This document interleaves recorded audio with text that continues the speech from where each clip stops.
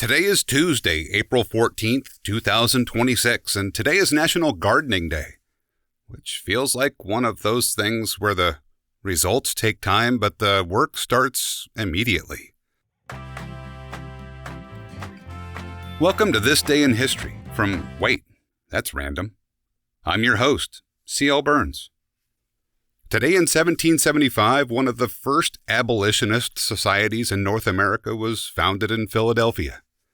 At the time, slavery was deeply embedded in society, economically, legally, and socially. But this group was built around a different idea, that the system itself needed to change, not gradually, not eventually, but intentionally. It didn't create immediate results, but it marked a shift. Because once something is openly questioned, it's harder to treat it as permanent. And movements like this, they don't usually create instant change. They create pressure. And over time, that pressure builds. And sometimes moments of change don't unfold gradually. They happen instantly. On April 14, 1865, President Abraham Lincoln was shot at Ford's Theater in Washington, D.C. Just a few days earlier, he had given a speech about what the country might look like after the war, who would be included, and how things might move forward. The Civil War was effectively ending. The country was beginning to shift. And then, in a single moment, everything changed. Lincoln had gone to the theater expecting an ordinary evening, but John Wilkes Booth entered the presidential box and fired a single shot. And just like that, the direction of the country shifted again.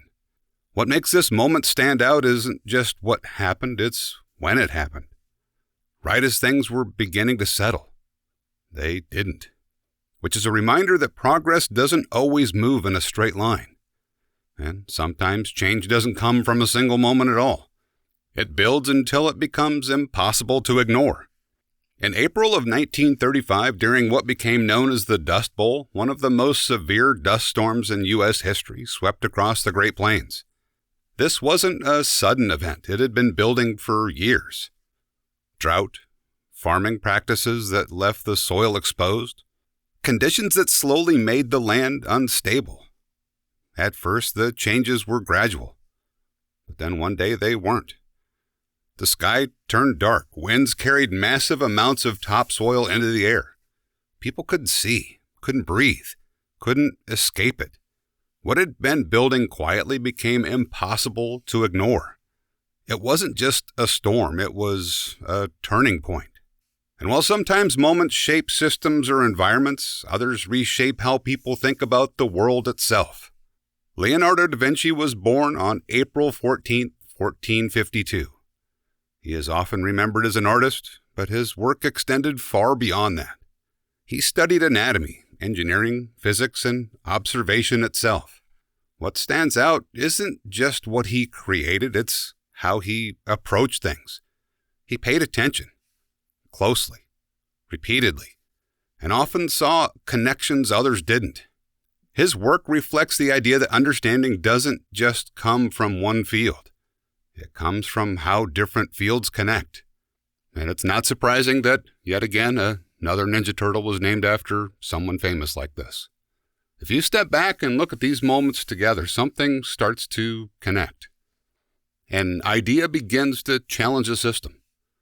A moment interrupts a turning point, and a problem builds until it can't be ignored. Different situations, different outcomes.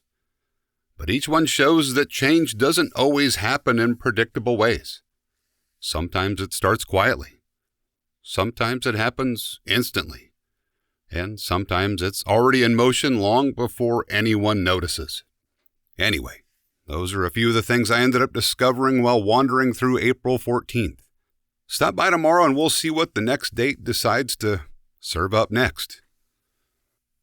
If you want to know more about me or the work I do, you can find everything at waitthat'srandom.com. I'm C.L. Burns, and I appreciate you stopping by.